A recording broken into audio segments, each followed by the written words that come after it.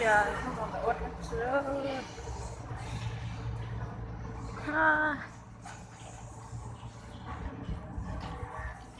Bạn mình đóng xuống.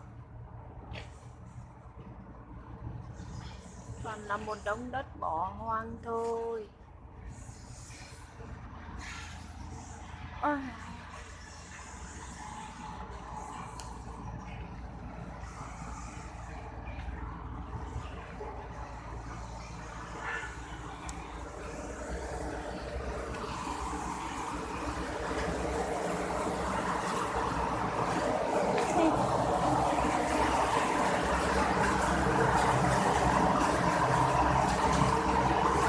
Xèo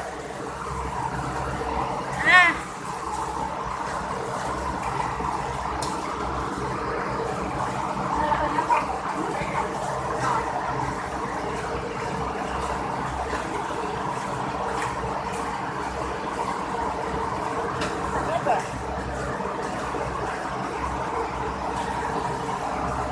Đây là máy nước của công ty nhá.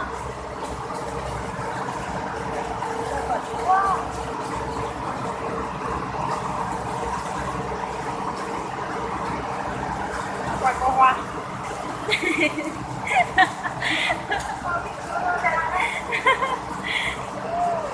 Có hoa.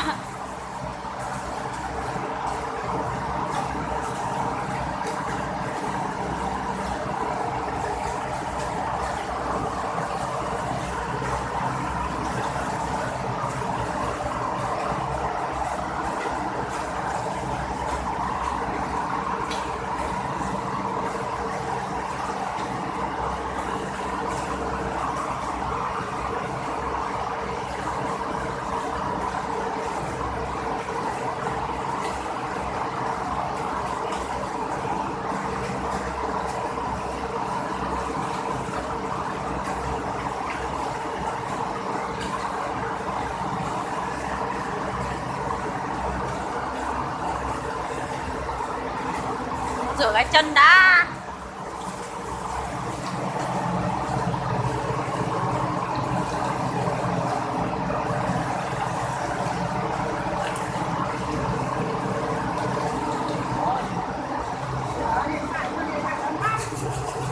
Không, cháu chỉ rửa cho nó sạch một tí thôi.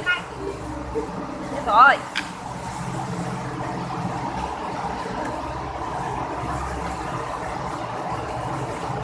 Hè.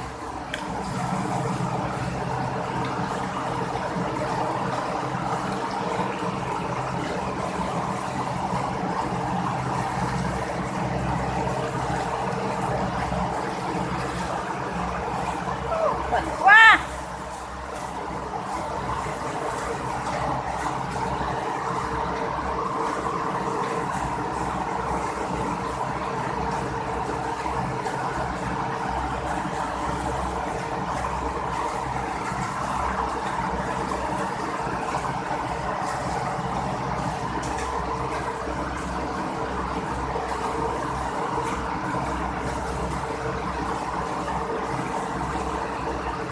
Bảo là hôm qua không có nước nhưng mà cái bình này có không? Hôm qua hay cô?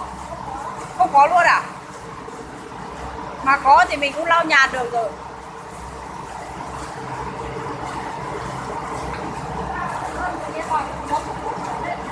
Thế cơ. Ôi đi nơi. Ôi ơi. Đi đâu coi.